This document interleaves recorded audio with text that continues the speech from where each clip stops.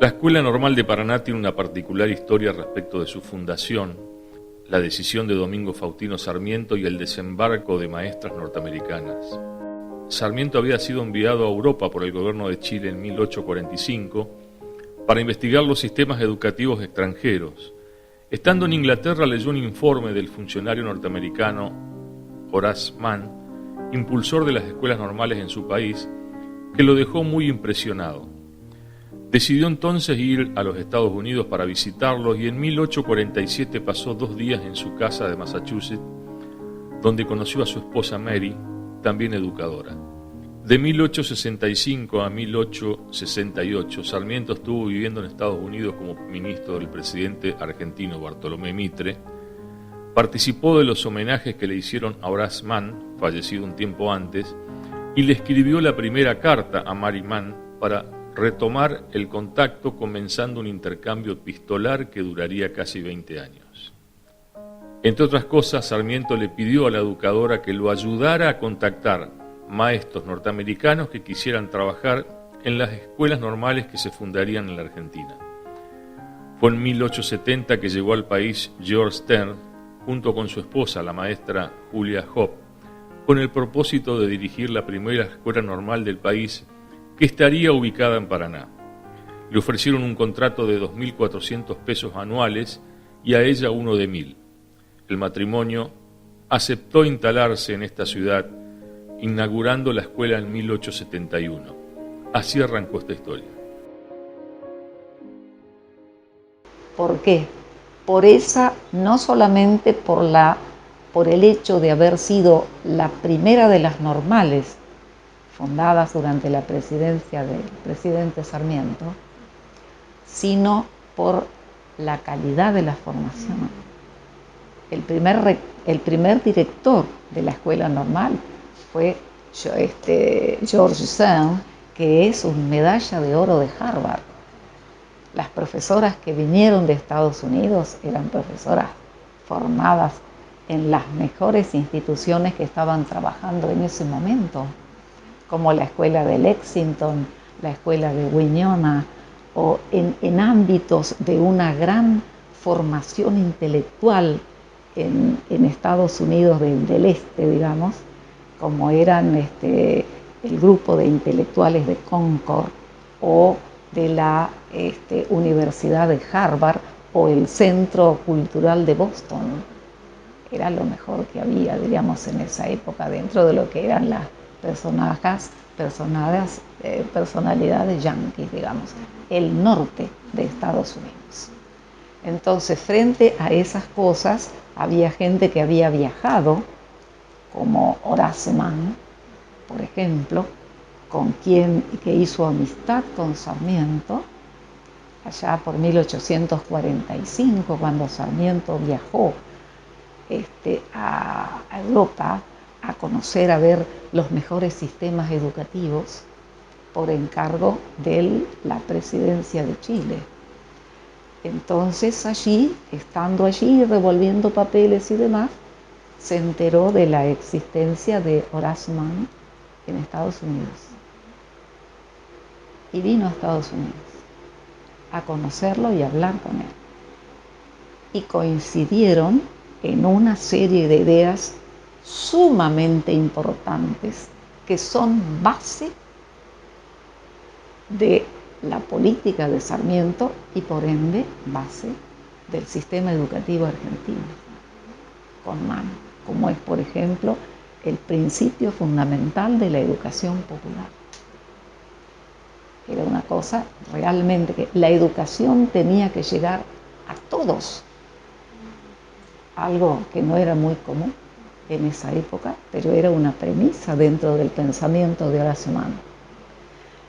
La importancia que le daba él a la incorporación de la mujer dentro de la formación del magisterio. En relación a las características de la gestión del primer director, va a tener que hacerse cargo de esta institución que recién ahí estaba comenzando a gestarse, que al principio, cuando se crea esta escuela normal, se crea como una escuela normal de varones, porque anteriormente estábamos hablando de la cuestión vinculada al género, ¿no? Pero luego va a ser luego va a ser una escuela normal mixta, pero cuando se crea en 1871, que comienza a funcionar el 16 de agosto de 1871, si bien el decreto era de 1869, esta escuela, bueno, va a tener que hacerse cargo de la institución que era de varones. Recién en 1877 se va a hacer mixta. Y entre las cuestiones que tenía que atender este primer director, se encontraba todo lo que hacía al curso normal, pero también lo que hacía a la escuela de aplicación. ¿Sí? Posteriormente se va a crear el curso de profesorado. Entonces tenía varias atribuciones. Y una cuestión que va a ser un punto conflictivo en su gestión tenía que ver con la cuestión religiosa, ¿no? Como que recibía algunos cuestionamientos por parte de la Iglesia Católica. Entonces, bueno, ahí esto impactó, que es conocido, ¿no? Lo que sucede cuando fallece su mujer. Paraná fue el punto, digamos, crucial del proyecto de Sarmiento, porque por cuestiones políticas, que ustedes deben saber muchísimo mejor que yo, Paraná iba a ser la capital y luego no lo fue. Entonces Sarmiento necesitaba de alguna manera compensar a la ciudad por esta situación, y eligió como el lugar, que fuera Paraná, el lugar donde se iba a instalar la escuela modelo. Y puso allí a George Stearns, que era un gran maestro. Después llegó su hermano también, que fue a Tucumán. Llegó con su esposa, con Addie Stearns, que era muy joven y que era maestra, pero bueno, ella estaba en ese momento con un bebé, con un niñito, y ya embarazada de otro bebé, entonces no pudo ejercer la profesión de maestra. Pero George Stern fue él quien sentó las bases de todo el sistema educativo que implantó Sarmiento. O sea que fue muy importante. Y bueno, no había edificio de escuela normal en Paraná, entonces estaba instalado en la casa política, digamos así, en la jefatura de gobierno. Y desde allí este edificio fue sitiado por las fuerzas de López Jordán cuando estaban las luchas por la guerra de Paraguay. Y bueno, justamente Sarmiento había sido uno de los impulsores de la guerra de Paraguay, y el litoral y el norte estaban en contra de esta guerra, una guerra horrible.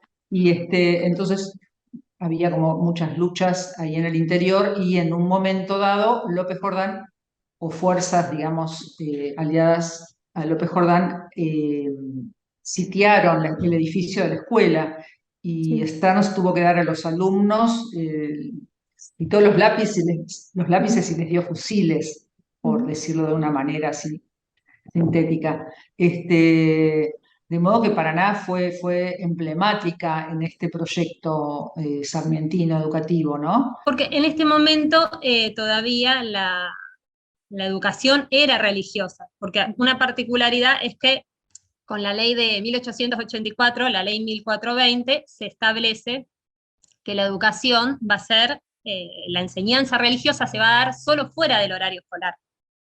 Claro. O sea que a nivel nacional, ¿no? Y esta era una escuela que dependía de la nación. Por lo tanto, la educación religiosa estaba dentro de las atribuciones, si bien estas escuelas se piensan y se crean desde una mirada, una política laicista, ¿no? El proyecto de estas escuelas no es enseñar religión. Sin embargo, la sociedad, digamos, era una novedad para ese entonces. Entonces, en ese sentido, es que va a traer ciertos conflictos la cuestión religiosa durante su gobierno. Y algo que va a suceder es que va a renovar su contrato Esther, que era por 3 años, o sea, del 70 al 73, del 73 al 76, y luego se va. Él luego viaja, regresa a Estados Unidos. En 1873 llegó para trabajar con Esther, George Robert y en 1874 su hermano William, contratado para dirigir la Normal de Tucumán. Llegaron con él 3 maestras destinadas a Paraná: Abigail Ward, Susan Watt y Anne Rich. Con estas últimas docentes tampoco hubo mucha suerte, ya que decidieron abandonar la docencia para casarse retornando a los Estados Unidos. Sarmiento se enojó con esta situación, dado que nadie les impedía que contrajeran matrimonio, por lo que consideraba inadmisible que dejaran de trabajar antes de lo previsto. En el archivo lo que se encuentra es sobre todo la documentación epistolar, el intercambio de cartas que había entre los directores que se designaban, el gobierno nacional, la respuesta que había por ahí en el caso de que se gestionara que vinieran algunas maestras. En general el documento más, digamos, el más rico que se encuentra es eso. Además de eso están las memorias de los directores, en las que muchas veces se plasma todo esto que tenía que ver con cómo se implementaban algunos planes de estudio o qué proponían las mismas maestras que venían para esos planes de estudio. Pero en general lo que se conserva y de lo que se puede extraer más información es de la documentación epistolar, de las cartas de intercambio. Sí. No hay cartas de Sarmiento específicamente, sí hay mucha documentación de los directores que respondían al gobierno nacional o agradecían al gobierno nacional la llegada de instrumentos, de libros, de mobiliario o de algún tipo de crédito que facilitara que se paguen pensiones o que se pague el alojamiento de estas maestras. Lo que podemos llamar el normalismo ya estaba en la... Quiero yo rescatar un poco la mentalidad de Urquiza, de Justo José de Urquiza, que siempre tuvo una preocupación y es conocido en la educación pública.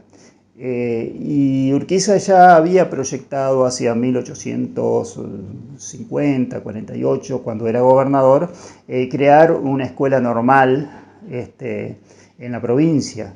Ya que la gran preocupación de la época era la falta de docentes, ¿no? Es decir, que ya venía desde los primeros años de la independencia, donde carecían de docentes, por eso funcionaban las escuelas del sistema Lancaster, de ayuda mutua entre docentes y alumnos. Y Urquiza se proponía crear una escuela normal en Entre Ríos en el momento que Sarmiento estaba escribiendo, digamos, sus teorías sobre la educación popular, etcétera, etcétera. Así que estaba en la idea de Urquiza crear una institución formadora de maestros acá en la provincia de Entre Ríos, cosa que no logró, no se concretó por falta justamente de docentes capacitados para enseñar a formar a los futuros maestros o maestras. Y finalmente terminó el proyecto en un colegio secundario que fue el Colegio del Uruguay. Y bueno, durante las últimas gobernaciones de Urquiza volvió a la idea de crear instituciones y precisamente en 1869 comienza a funcionar en Concepción del Uruguay una escuela normal de preceptores. Es decir, así se les llamaban a los maestros preceptores en esa época, y comienza a funcionar efectivamente una escuela de preceptoras, y incluso comenzó también a funcionar por un tiempo una de varones, es decir, estaba dividido, digamos, la formación de maestros varones y mujeres para la enseñanza, que funcionaron anexo al Colegio Nacional, o sea, al Colegio Histórico. Bueno, ese proyecto quedó más o menos trunco, incluso se empezó a construir un edificio con el asesinato de Urquiza en 1870 y las revoluciones jordanistas, etc. Entonces todo eso demoraron y digamos, produjeron un retroceso en ese proyecto. Pues Stearns vino, creo que fue Torres, ¿no? Juan José Torres, el director, o sea, eran todas personalidades muy, muy importantes. Torres era un español, un gran maestro también, que fue subdirector del Colegio Nacional de Buenos Aires bueno, en lo que se llamaba en ese momento el Colegio de Ciencias Morales. Y fue un gran impulsor de la nueva educación. Él también abogaba él decretó que se eliminaban los castigos corporales en las escuelas públicas, o sea, fue muy importante la contribución de Torres. Pero bueno, más allá de estos dos hombres, la llegada de las maestras, que fue alrededor de 1883 en su mayoría, que llegaron en un buque, el buque Velius, que llegó a Buenos Aires. De allí iban en barco hasta Paraná, y bueno, y a partir de ahí las maestras que iban al interior se tomaban trenes o diligencias para seguir viaje al norte, ¿no? Pero bueno, en Paraná no solo estaba el grupo básico, que creo que la maestra que estuvo primero, que paró justamente en la pensión de Fanny Borges, y esto fue uno de los descubrimientos más interesantes del libro. Cuando yo estaba investigando había accedido a los papeles, a las cartas y a los diarios íntimos de muchas de las maestras. Entonces tenía extendida en mi mesa por pilas las cartas que había fotocopiado, había sacado de los envíos que me hacían desde las bibliotecas de Estados Unidos con este material. Yo lo había impreso para poder visualizarlo mejor, porque era mucha cantidad, eran tantas las maestras, que hice pilas y pilas y pilas en el piso y en la mesa, y tenía en un momento todas las de Paraná, las pilitas de las de Paraná, y leo en un diario íntimo de una prima de una de las maestras, de una prima de Clarita Lien, de Franca Lien, que una señora Borges hizo el servicio religioso en su casa. Entonces anoté señora Borges, y después en el diario íntimo de Sara Eccleston, que fue la gran maestra de Paraná, tuvo muchos años, encuentro de nuevo que dice que su hija, Emily, que tenía 16 años, había sido invitada a desayunar por la señora Borges. Entonces ahí ella explica, una inglesa que vive aquí y se casó con un argentino. Entonces ahí dije, no, entonces debe ser la abuela de Borges. Empecé a investigar la historia de Fanny Borges, Fanny Aslam, que luego se casó con el coronel Borges, Francisco Borges, y era ella. O sea, fue por puro azar descubrí que Fanny Borges, la abuela de nuestro escritor Jorge Luis Borges, una vez que se había muerto su joven esposo, el coronel Francisco Borges, ella se fue a Paraná, donde vivía su hermana Caroline, que se había casado con un italiano que estaba afincado en Paraná. Y se fue a vivir con sus dos hijitos, con el padre de nuestro escritor y su otro hijo, a la casa de su hermana. Porque este Suárez se llamaba así, el esposo de Caroline, de la hermana de Fanny, o sea, la tía, digamos así, de Borges, de Jorge Luis Borges, la tía abuela, se había casado con este italiano que le había propuesto a Urquiza poner carros a caballo para que hicieran como tranvías a caballo. Tenía este proyecto y lo llevó en parte adelante, y después, bueno, fracasó en los negocios él, pero el proyecto más adelante se llegó a implementar. Y ellos tenían una casona muy grande en la Avenida de la Federación. Hoy se llama Alameda de La la Alameda, Federación. exacto. Hoy es la Alameda. Bueno, ahí, en la actual Alameda, ex Avenida de la Federación, estaba instalada Caroline con su esposo y con una hija adoptiva que se llamaba María Borges, creo que se llamaba María, estoy viendo acá, lo que pasa es que ya estoy con otro libro, entonces las maestras las tengo más lejos, pero bueno, con esta hija adoptiva vivían ahí, y llega Fanny con sus dos hijos. La idea de la educación como uno de los pilares para la construcción de la nación. La idea del progreso, la idea de la democracia, la idea de la libertad, la necesidad de la educación para la formación de ciudadanos para la República. La República requería ciudadanos, que fue una de las cosas que terminó de asimilar Sarmiento cuando presidente. Lo primero que hizo fue hacer levantar un censo, en el año 1869, y se encontró con que el 70% de la población argentina era analfabeta. Algo absolutamente increíble e imposible de sostener.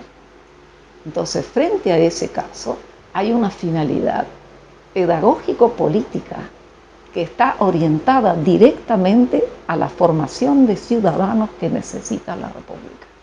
Había que educar. Había que educar. Educar es gobernar. Gobernar es educar, decía Sarmiento. Y a eso dedicó su política presidencial. Obviamente, para eso necesitaba quienes iban a educar. ¿Quiénes iban a educar acá? Entonces, habiendo observado en Estados Unidos cómo se implementaba la pedagogía pestalozziana, que es una de las puertas para entrar a la pedagogía moderna, y por ende a los tiempos en la modernidad, frente a ello, entonces observó la práctica de la educación física, la incorporación de la gimnasia, algo que acá hacer gimnasia mujeres era mal visto. Y sin embargo eso se incorporó y se trajo la formación moral para la ciudadanía, la incorporación de las ciencias, el magisterio como una profesión, no solamente como alguien que más o menos versado hacía la obra de educar a los más jóvenes. No. La jerarquización del magisterio como profesión y por ende la jerarquización del rol docente. Eso era una de las bases. Yo voy a formar escuelas, voy a establecer escuelas, pero para establecer escuelas necesito del maestro, que es la vida de la escuela, para ver cómo se va a comportar a su vez con el grupo de alumnos a los que tiene que llevar adelante esa tarea que ellos vieron incluso como una tarea apostólica. En 1875 se aprobó una ley para fundar escuelas normales de maestras en cada una de las 14 capitales de provincia, con un plan de 3 años de duración y 10 becas de 12 pesos para cada escuela. Se dispuso la posibilidad de contratar en el exterior a directoras para estas escuelas normales, y en octubre de 1876 se ordenó por decreto traer desde Estados Unidos al personal docente material de enseñanza y mobiliario, y se estableció que las maestras debían ser enviadas a la Escuela Normal de Paraná para aprender el idioma y aclimatarse, y se pedía especialmente traer a Frances Allin, que era una recomendada por la maestra Watt. Cada una de ellas sería contratada por 3 años con un sueldo anual de 1.200 pesos. A partir de estas normativas, estuvieron en la Escuela de Paraná 10 maestras norteamericanas. A poco de llegar, una de ellas fue destinada a la Normal de Tucumán, otra a la Escuela Normal de Concepción del Uruguay, 2 más a la Normal de Catamarca y una última a la de San Juan. Las otras 5 quedaron en la Escuela Normal de Paraná. Que ese proyecto se sustentaba en docentes que ya estaban incorporados al Colegio Nacional. Entonces esos docentes eran los mismos que después se incorporan a esas instituciones. Tras la muerte de Urquiza, digamos, vuelven a insistir en el proyecto y bueno, el proyecto lo presentan al gobierno nacional. En ese momento era Sarmiento era el presidente de la Nación y José María Torres estaba vinculado también al gobierno nacional, y a través de él se presenta el proyecto de justamente revitalizar esa idea de crear escuelas normales, tanto en Paraná como en Concepción del Uruguay. Finalmente se concreta la creación de la Escuela Normal de Paraná, que comienza a funcionar como escuela normal para formación de docentes varones, no mujeres. Y queda en Concepción del Uruguay ese proyecto trunco de la Escuela Normal de Preceptoras, mujeres. Bueno, ese proyecto se concreta un par de años después y es dirigido por Clementina Comte de Alió, que ya por eso estaba vinculada al Colegio Nacional, que es puesta a cargo, digamos, de esa escuela normal. Y Jorge Stern, el norteamericano, uno de los que había venido de Estados Unidos, traído por Sarmiento, dirige la Escuela Normal de Paraná. Está el material didáctico y hay también mucha bibliografía que traían las mismas maestras, o sea, la documentación bibliográfica que traían las mismas maestras, que les servía de insumo, que muchas veces, si venían en el idioma original, se encargaban ellas mismas de traducirla para facilitársela a los estudiantes. Está todo el material que se utilizó sobre todo para el jardín de infantes, para el kindergarten, que ahí sí hay mucho que se conserva en buenas condiciones y hay muchos testimonios también de cómo se enviaba ese material, o sea, cómo llegaba desglosado un inventario, el material, cómo se distribuía. Y también hay mucho de ese material que nunca se usó porque era tanta la cantidad que llegaba que no era necesario, la población estudiantil no requería que se utilice todo, por eso se conserva también. Generalmente llegaban derivados de donación, llegaban en paquetes, en grandes paquetes, y en esos paquetes estaba específicamente cuál era el material, para qué edades estaba destinado y, de acuerdo al plan de estudio, cómo se podía incorporar. Entonces Fanny les da alojamiento, debía tener solamente un dormitorio porque daba en general alojamiento de a 2 a las maestras, no más de 2. Daba alojamiento, claro. Entonces, claro, para ellas era genial porque podían vivir con una familia de lengua inglesa, que Claro. para ellas era muy importante porque era muy poca la gente en Argentina que hablaba inglés en ese momento. Y que, bueno, tenía la misma religión, que era otro aspecto importantísimo, ¿no? Porque la Argentina era católica, porque veníamos de los españoles que eran católicos, entonces la religión era católica y no protestante, y ellas se sentían muy marginadas, no tenían iglesias en ese momento, ni cementerios. Bueno, y el problema del cementerio fue muy importante para George Stearns, del que estábamos hablando antes, Sí. Que fue el director de la Escuela de Paraná. Su esposa Adi se contagió de fiebre tifoidea y murió, y él quiso enterrar su cuerpo en el cementerio, en el único cementerio que había en Paraná, pero en ese momento el cementerio, como tantas instituciones, estaba en manos de la iglesia, porque bueno, así se había constituido la nación, se estaba constituyendo, era una nación en construcción, que apenas teníamos instituciones, cementerios, iglesias. Y España había traído a la religión católica, entonces la iglesia era como una institución de poder que creaba estos, digamos, servicios para la comunidad, como el cementerio. Entonces se encuentran con una persona fallecida en la provincia. Cuando le preguntan religión, dice protestante, dice George Stearns, y ellos no saben qué hacer, entonces se reúnen para deliberar y le dicen que van a deliberar. Pero bueno, George Stearns estaba con el cadáver de su esposa en un cajón, con un calor abrasador, en las puertas del cementerio, porque no lo dejaban entrar al cementerio mientras estaban deliberando, y él estaba esperando. Se hizo de noche, el calor era tremendo y las fieras se les acercaban, había unos pumas de ese lugar y otros animales que lo rondaban. Entonces él estaba con su rifle haciendo guardia arriba del cajón, cuidando el cajón para que no lo atacaran las fieras, y prendió un fuego también para ahuyentarlos. Pero pasó un día y la iglesia no le contestó, pasaron 3 días, los digamos, eclesiásticos no le contestaron, y él ya era imposible por el calor conservar el cuerpo de su esposa afuera de la tierra, entonces cavó una tumba en las afueras del cementerio. Y una semana después se murió el hijito, el mayor, y lo enterró también junto a Adi, ahí en las afueras, están los dos, y luego él hizo como un dibujito, un esquema que lo tiene guardado una institución entrerriana que me lo prestó, mandó el dibujo para poder ponerlo en el libro, ¿no?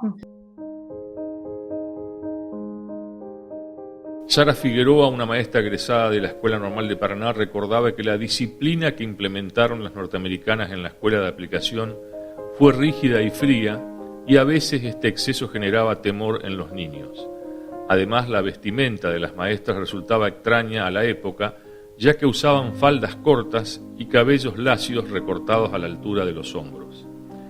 Hay que añadir que algunas de ellas nunca llegaron a dominar el idioma español. La mayoría de estas maestras no sabía el idioma y viajó motivada por el espíritu de aventura, la perspectiva de realizar un trabajo menor y ampliar sus horizontes.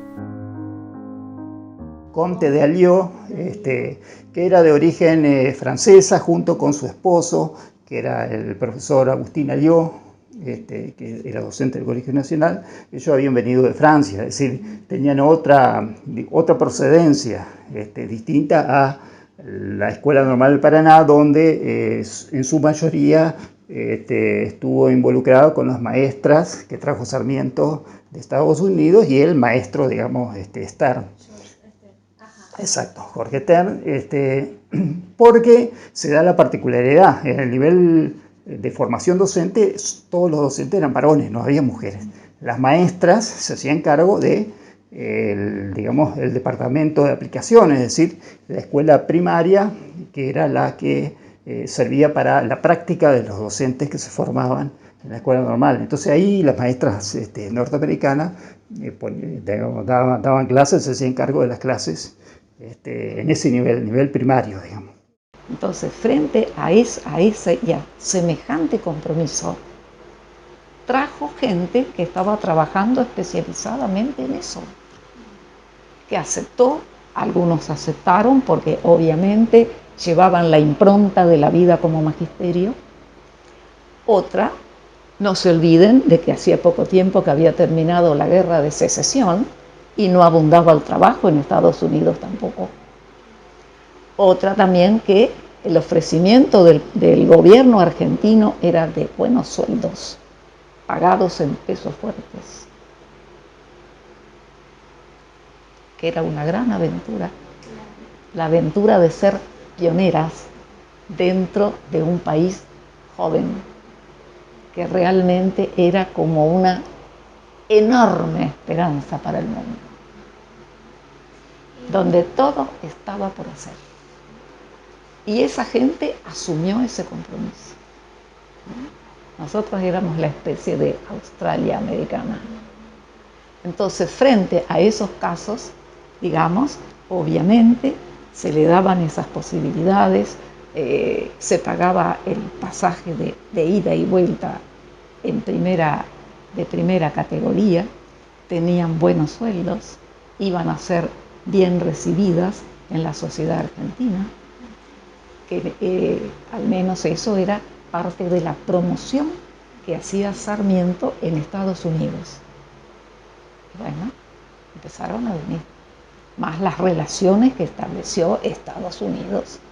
En Estados Unidos Sarmiento, que era ministro plenipotenciario del gobierno argentino. Entonces eso les facilitaba abrirse las puertas de la gran política, de la mejor educación, de los círculos intelectuales, de ser incluso distinguidos como doctor honoris causa por una de las universidades americanas. Y entonces hizo esa promoción, levantó ese proyecto, fortaleció sus convicciones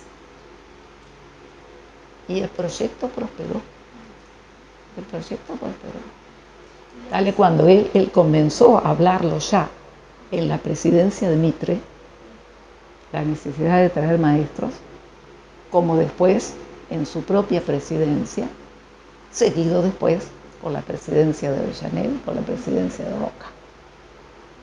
Entonces, frente a esas cuestiones como tales y demás, hay la promesa en un gran país para desarrollar una obra pionera por gente que estaba científicamente preparada para hacerlo,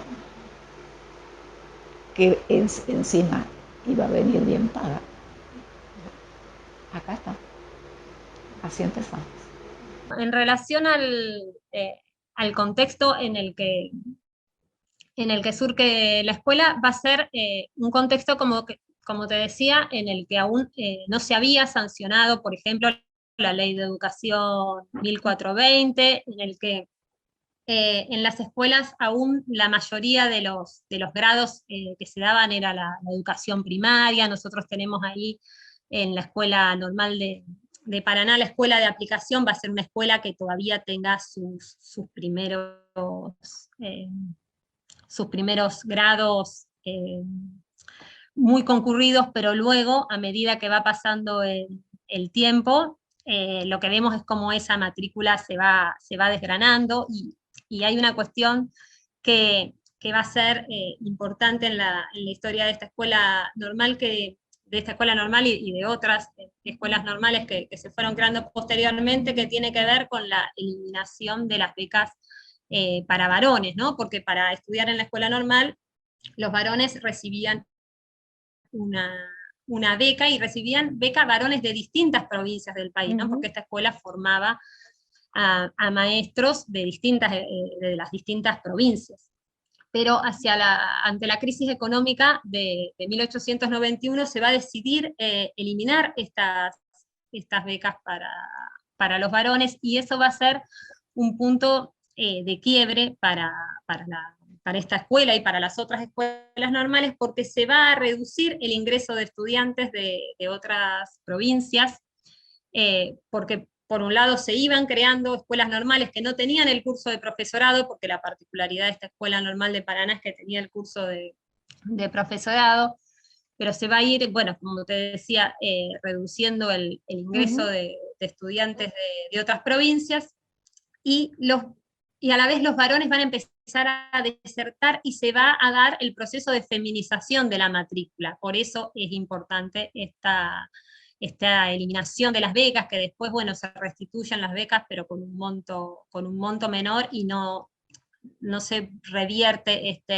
este proceso. Sarmiento, digamos, él era tan entusiasta y, digamos, no previó muchas cosas. No previó que ellas eran protestantes y que nuestro país era católico y que iba a haber una gran resistencia como la hubo. No previó que ellas no sabían castellano. Claro. Una de ellas, Mary Gorman, sabía castellano, pero después no sabían castellano. Una más, otra creo que supo también castellano. Después venían a enseñar, pero en un idioma que desconocían. Entonces en los viajes en barco que duraban aproximadamente un mes, empezaron a tomar clases, pero eso no alcanzaba, desde luego. Entonces hicieron en la Escuela Normal de Paraná, en un anexo, casi todas, no todas, pero casi todas las maestras, apenas llegaban a Buenos Aires en sus barcos, iban a Paraná en este barco, en un barquito que llevaba un italiano, se instalaban 4 meses en Paraná, y a partir de ahí las mandaban a las distintas provincias, a Tucumán, a Córdoba, a Rosario, bueno, a San Juan, a Mendoza, a Jujuy. O sea, iban a las distintas provincias, pero luego de haber tomado 4 meses de clase en Paraná. De todas maneras, hablaban mal, los chicos se reían de ellas, o sea, claro. Intentaron muchísimos problemas, tomaban algunas con humor, otras con menos humor, pero sí, funcionó la escuela ahí. Pero fue algo que ellas estaban sorprendidísimas, muchas de ellas se enteraron en el barco, claro. Que no sabían el castellano, que tenían que enseñar en castellano. Claro. No se les había ocurrido ese detalle.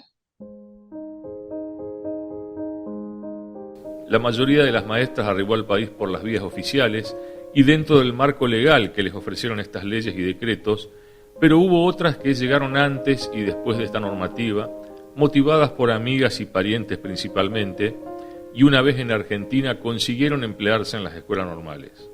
La Escuela de Paraná tenía primaria y el curso de magisterio mixtos. La directora admitía que al principio las familias no creían que la educación mixta diese buenos resultados, pero veían que las ventajas del sistema eran indudables. El espíritu de ambición y de independencia se despertaban en las niñas, mientras que en los varones se suavizaban las costumbres y aprendían buenos modales. Yo siempre digo que Sarmiento tuvo 2 grandes colaboradoras acá, también dentro de las maestras que vinieron. Por un lado, hubo personas que colaboraron mucho con él en Estados Unidos, como Mary Mann, por ejemplo, la esposa de Horace Mann. La segunda vez que él va a Estados Unidos, 20 años después, Horace Mann ya había fallecido, pero estaba la esposa. La esposa había aceptado en su juventud un cargo de institutriz para unas familias en Cuba. Entonces tenía más familiaridad con la lengua, porque uno de los problemas era la lengua. Entonces, frente a esos casos y las personas que ella a su vez le presentó. Y cuando vinieron algunas maestras acá, que se desempeñaron acá y demás, cuando regresaron a Estados Unidos, también invitaron a algunas colegas docentes de ellas también a venir a hacer también la experiencia aquí. Por ejemplo, el caso de Frank Allen. Frank Allen fue una excelente regente del Departamento de Aplicación de la Escuela Normal. Excelente, una mujer extraordinaria que trabajaba todos los días de la semana para la escuela. Todos. Que trajo innovaciones, que propuso la gimnasia, que incluso los chicos hacían gimnasia, depende de lo que se representaba, con distintos atavíos de época, si correspondía, etcétera. Utilizaban disfraces, algo no visto acá. Utilizaban disfraces, desarrolló el amor por la ciencia, hacía crítica pedagógica los días sábados con los alumnos practicantes, dedicada absolutamente con una responsabilidad y una capacidad que se la despidió de manera memorable en la escuela cuando se retiró. Otra cuestión tiene que ver ya hacia los años 1900, a principios de siglo, se van a cerrar los cursos de magisterio para varones que existían en las escuelas normales. Entonces, los egresados de Paraná, ya un poco creo que esto lo mencionábamos antes, no tenían dónde ir a trabajar, o sea, no había escuelas normales de varones, no había cursos de magisterios de varones. Entonces allí muchos de los egresados de la escuela normal van a comenzar a ser designados para dirigir escuelas normales mixtas o escuelas normales de mujeres. Uh-huh. Y bueno, muchos de estos egresados de la Escuela Normal de Paraná van a ser directores de escuelas normales, van a ser inspectores, rectores, vicedirectores y profesores de colegios nacionales. También algunos van a ser ministros, presidentes del Consejo General de Educación de Entre Ríos, muchos van a trabajar en el Consejo General de Educación, también legisladores, gobernadores. Entonces es interesante, bueno, cuál es el destino de estos egresados. Uh-huh. Y también otra cuestión tiene que ver con las mujeres egresadas de la Escuela Normal de Paraná, que como veíamos, su matrícula va a ser cada vez más amplia, ¿no? Lo que vemos es que se da un proceso de feminización de la matrícula, y, uh-huh, por ejemplo, hacia 1893 va a ser la primera vez que en el curso de magisterio sean más las mujeres que los varones. Uh-huh. Y en 1898, 5 años después, por primera vez las egresadas van a ser más que los egresados. Y ya, bueno, nos vamos más adelante, pero hacia 1920 va a haber 8 egresados maestros y 40 maestras, ¿no? Entonces esto da cuenta de ese proceso de feminización que es muy importante. Ellas se enfermaron de fiebre tifoidea, varias de ellas. Uh-huh. Se rapaban la cabeza cuando se enfermaban porque pensaban que la enfermedad les iba a debilitar el pelo, y entonces si estaban rapadas podía crecer con más fuerza, y se hacían pelucas con el pelo que se cortaban y para usarlos cuando iban a los bailes. Bueno, tenían bastante relación con la gente de habla inglesa que encontraban en las provincias. Uh-huh. En Paraná había un señor Goldney, que era, no me acuerdo en este momento si era inglés o estadounidense, que se casó con una de ellas. Había otra se llamaba Sarah Strong, que vivió en la casa de Fanny Borges y era una maestra extraordinaria que se fue después al norte a seguir ejerciendo la profesión de maestra en el norte, y era muy respetuosa cuando llegaba, digamos, a una nueva escuela o a un nuevo pueblo. Era muy respetuosa de la religión y las costumbres y las artesanías propias de cada región a la que ella iba, Sarah Strong. Y después estaba, bueno, Eccleston, que ya la mencioné, que fue como la fundadora de los jardines de infantes. Ella lo conocía a Sarmiento. Sarmiento, cuando fue a Paraná, estuvo con ella. Eh, y esta maestra, Sarah Eccleston, fue muy importante. Fundó después jardines de infantes también en Buenos Aires. Exactamente, es decir, cómo fue hasta hace muy poco, y no sé ahora cómo sigue funcionando, pero hasta hace muy poco la escuela normal, cuando era escuela normal todavía, incluso cuando era instituto del profesorado, funcionaba la escuela normal de Paraná con su departamento de aplicación, que era la escuela primaria, y después la secundaria, porque lógicamente en la escuela normal empezaron los cursos de profesorado secundario. Pero la escuela normal, formadora de maestros, tenía su departamento de aplicación, que era donde practicaban las docentes, futuras docentes, ¿no? Era así el esquema. Incluso cuando viene Stern, que era protestante y que elimina, digamos, la educación religiosa dentro de la escuela, hay una gran resistencia de los padres, de la comunidad, porque además de Stern de eliminar la educación católica, él era protestante, o sea, no era tampoco ateo, sino que él practicaba otra religión. Entonces había problemas y tenían pocos alumnos para el departamento de aplicación.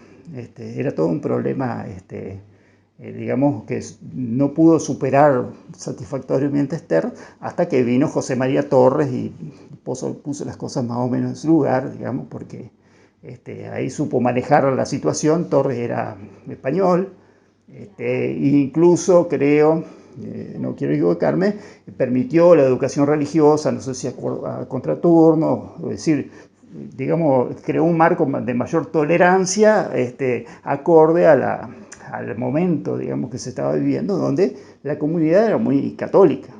Entonces fue José María Torres realmente el que estructuró, digamos, la escuela normal. La Escuela Normal de Paraná fue el establecimiento que más maestras norteamericanas tuvo trabajando. Fueron unas 60 docentes las que estuvieron, y varias de ellas resultaron directoras y maestras de jardines de infantes y activas defensoras de esas instituciones. Sarah de Eccleston, por ejemplo, se convirtió en la líder de este grupo. Dirigió el primer jardín durante 13 años en la Normal de Paraná y el primer profesorado. Organizó también el Jardín de Concepción del Uruguay y en 1897 fue trasladada para estar al frente del profesorado de jardín de la Ciudad de Buenos Aires durante 6 años. Por ejemplo, hay una alumna de ellas que era Rita La Tallada, que después se casó con un Victoria, que es una familia de mucho enraice argentino, en el interior. Y Rita La Tallada contó mucho, después en sus memorias, contó las cosas que hacían, las actividades, cómo estudiaban con las maestras estadounidenses. Rosarito Vera también fue alumna de maestras de Estados Unidos y fue otra gran maestra pedagoga argentina. Y después hay un libro muy lindo sobre la historia de la Escuela Normal de Paraná, que yo tengo, de Sara Figueroa, otra docente de Paraná, que escribió La historia de la Escuela Normal de Paraná, que es un libro buenísimo, muy exhaustivo, muy serio, y donde cuenta cómo les enseñaba. En un momento creo que pasó ella, no sé si fue en Paraná o en otra provincia, fue alumna de Mary Graham. Mary Graham fue como la gran maestra sarmientina. Sarmiento la mandó a San Juan, a esta maestra, y después estuvo en La Plata. creo que Sara Figueroa estudió con ella en La Plata o en algún momento. Bien. Y contaba que mientras en esa época los maestros, los niños iban vestidos, las niñas iban vestidas con ropa muy apretada, muy ceñida, que no se podían mover, iban los sirvientes llevándoles los cuadernos atrás. Cuando vos me preguntabas por la clase social, ¿no? Había como quienes accedían tal vez a la escuela normal eran niños de una clase social más acomodada, pero también había niños necesitados, porque era una escuela pública, justamente lo que fundó Sarmiento fue la escuela pública, ¿no? Entonces, en ese momento fue que surgió la escuela pública, porque en ese mismo momento que llegan las maestras, en 1880, se desprende la educación de la iglesia, que hasta ese momento lo manejaba la iglesia, y la educación de las mujeres la manejaban las damas de la beneficencia. Hasta que el Estado, o sea, el Estado en 1880 es como que de alguna manera se hace cargo de las instituciones de la nación y ahí toma en sus manos la educación. El caso de Sarah Eccleston, que fue, digamos, la creadora de los jardines de infantes, porque eso también es pionera Paraná en la creación del primer jardín de infantes y en la creación de la primera formación de maestras jardineras. Y eso se debe en particular, bueno, a José María Torres, que impulsó eso, y a Sarah Eccleston, que fue la primera que condujo ese jardín de infantes, que venían con la idea incluso de Juana Manso, de que los chicos tenían que aprender en un jardín, jugar, es decir, ingresar antes de la escuela primaria a un espacio de relaciones, de sociabilización, y que traían las ideas froebelianas, digamos, del jardín de juegos, ¿no? Algo que por ahí uno dice hay que recuperar un poco, dejar un poco que los chicos vayan en los primeros grados tratando de aprender a escribir y a hacer cálculos, y que jueguen un poco más, ¿no? Porque justamente ese era el ámbito de la idea, por eso se llamaba jardín, ¿no? Donde florecen todos los niños. Esa era la idea de Sarah Eccleston, que trajo ese sistema, que implementó el jardín de infantes acá en Paraná, y luego implementó la formación de maestras especiales para atender chicos de preescolar.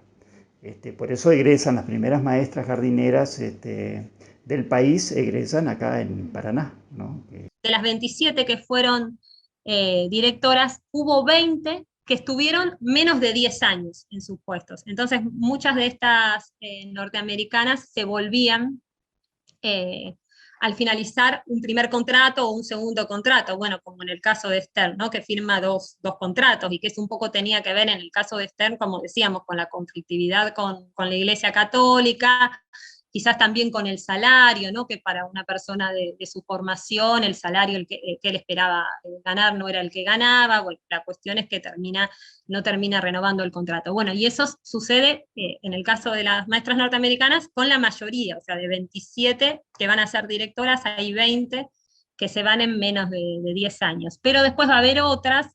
Laura Rodríguez en su trabajo contabiliza 7 directoras que van a estar más de 11 años. Y otra cosa que va mostrando es como algunas de estas maestras llegan por canales formales, pero otras van llegando por vías informales, y que principalmente lo que quiere mostrar es esto, ¿no? Como que la mayoría estuvo algunos años y se volvió a Estados Unidos. Y fueron solo algunas las que se quedaron más tiempo. Y lo que muestra, porque ya lo que hace es analizar los informes de las directoras, y ahí al poder ver los informes, que es una fuente interesante, porque más allá de ver su biografía, bueno, que eso está también muy trabajado en la obra de Luigi de mediados del siglo XX, pero ella, Laura Rodríguez, lo que hace es estudiar las